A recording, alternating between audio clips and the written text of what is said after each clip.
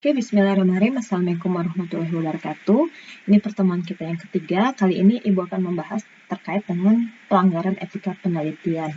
Sebenarnya ada berbagai macam pelanggaran, tetapi yang paling sering didapatkan ya, terutama pada saat mahasiswa melakukan penelitian, itu salah satunya adalah plagiarisme. Apa itu plagiarisme? Sebelum kita membahas lebih jauh, Ibu akan sebutkan terkait tentang etika penelitian.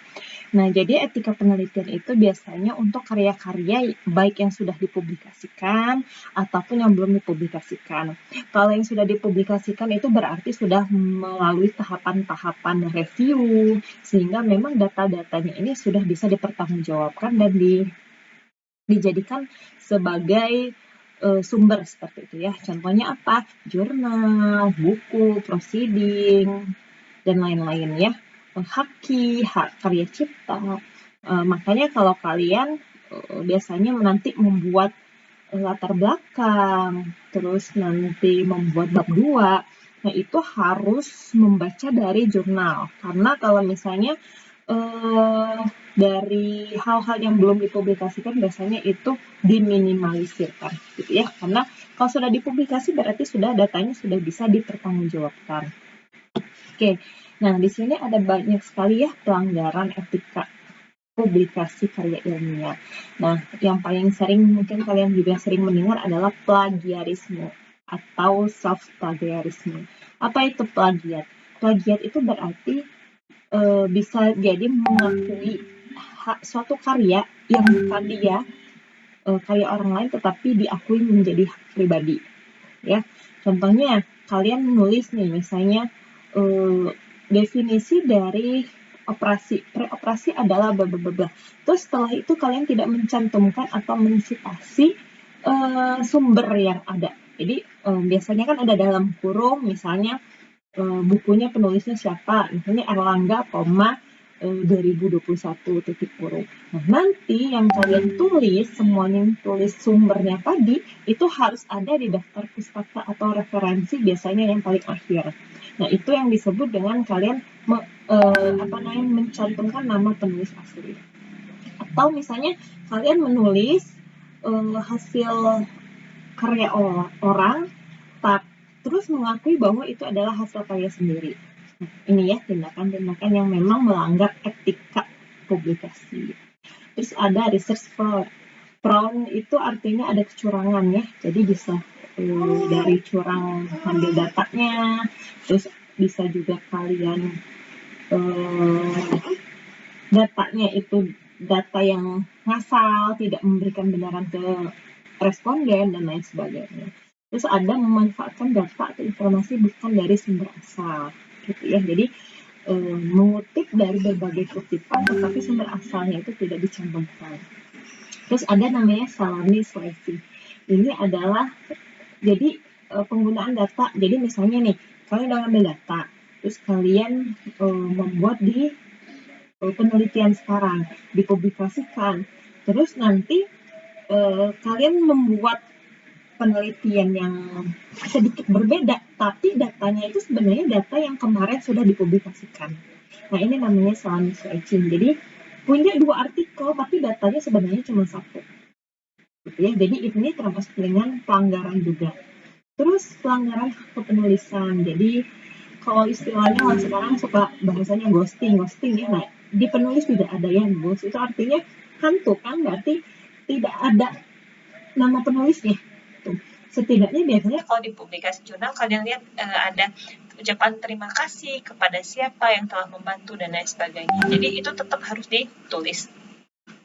Terus publikasi ganda. Publikasi ganda ini hampir sama dengan salami, tapi kalau publikasi ini berarti kalian dengan judul yang sama, semuanya sama, dipublikasikan kedua jurnal yang berbeda. Misalnya pertama saya mau coba masukin publikasiin ke koran, misalnya koran A, terus dipublikasikan lagi ke koran B dengan berita yang sama ataupun penelitian yang sama. Nah, itu juga pelanggaran etika ya. Terus yang selanjutnya adalah konflik kepentingan.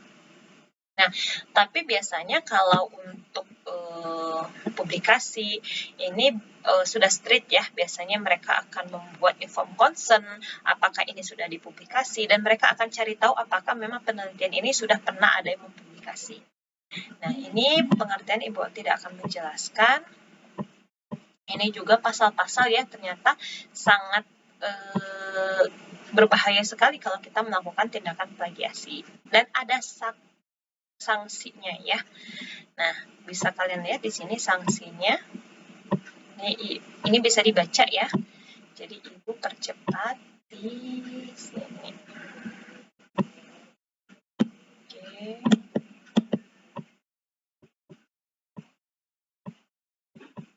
Nah, ini ya, banyak yang bisa diplagiatkan, bukan hanya penelitian, data pun, kalimat pun, semuanya itu ide, konsep itu kalau kita tidak mencantumkan itu sudah masuk ke ranahnya plagiasi. Nah, ini coba juga ya, copy paste, plug jiplak sama itu tuh nggak boleh. Jadi harus namanya diparafrasekan. Jadi intinya adalah sama, tapi kalian membuat parafrase menggunakan kata-kata sendiri, tapi tetap mencantumkan sumber dari kalimat parafrase yang kalian buat. Gitu ya. Jadi nggak boleh juga tuh plug jiplak persis sama dengan dengan sumber aslinya. Apa sih sanksinya nih? Bisa kalian lihat ya. Sanksinya itu bagi mahasiswa biasanya teguran pasti ya, peringatan tertulis, penundaan, bahkan ada beberapa misalnya mahasiswanya sudah lulus, terus ketahuan, ini bisa diberhentikan dengan tidak hormat dan pembatalan ijazah. Ya, jadi memang sangat strict sekali untuk sanksi ini. Ini untuk bagi dosen, peneliti, ini juga sama ya. Jadi bisa sangat fatal akibatnya kalau kita melakukan ini. Nah, ini Ibu berikan beberapa contoh aplikasi cek plagiarisme. Jadi nanti kalian juga seperti itu ya pada saat penelitian real. Ini kalian sebelum nanti dipresentasikan ini akan dicek dulu plagiarismenya. Nah, plagiarisme ini biasanya yang ditolerir ini lebih kurang dari 20%. Ya. Nah, bisa menggunakan beberapa aplikasi, Turnitin, Quotex, ini bisa langsung kalian klik ya. Nah, kalau yang di Turnitin, ini yang sering banget digunakan. Tetapi Turnitin ini kalau nggak salah berbayar. Jadi misalnya kayak Ibu nih, ini contoh ya yang Ibu sudah cantumkan mungkin kecil ya. Jadi Ibu pernah penelitian di sini tentang quality of work life of nurse anesthesis during COVID ya. Jadi di sini sebelum Ibu mempublikasikan, ini harus cek dulu plagiarisme. Karena biasanya jurnal itu nggak akan nerima kalau plagiarismenya banyak. Nah, di sini bisa dilihat hasilnya 13% similarity index. Nanti muncul nih, kalian itu ngutipnya dari mana saja. Tapi ini kalau kita lihat secara gamblang ya, yang di sama ini ya kayak gini nih. Jurnalnya namanya ini kan wajar ya, karena kan memang dari jurnalnya seperti itu gitu. Jadi memang harus dilihat lagi. Jadi masih tahapan bisa dipublikasikan. Terus selanjutnya kalau penelitian itu kalian juga harus perlu inform consent kepada pasien. Apalagi kalau misalnya kalian penelitiannya itu ke pasien ataupun ke penata anestesi. Tetap harus ada inform consent. Kenapa? Karena kalau tidak ada inform consent itu bisa berbahaya gitu ya. Bisa menyebarkan data, terus nanti respondennya nggak mau. Ya. Nah, ini 5 dasarnya. Jadi harus kalian jujur, percaya, harus memperlakukan dengan adil, hormat, dan tanggung jawab. Jadi selain kita memberitahu tujuannya dan lain sebagainya, kita harus menerapkan 5 pilar ini. Ya, mudah-mudahan sedikit penjelasan ini bisa membantu kalian untuk memahami pertemuan hari ini.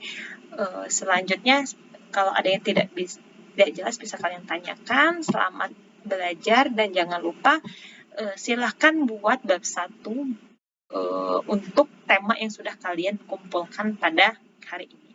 Oke, sekian dari Ibu akhiri. Assalamualaikum warahmatullahi wabarakatuh.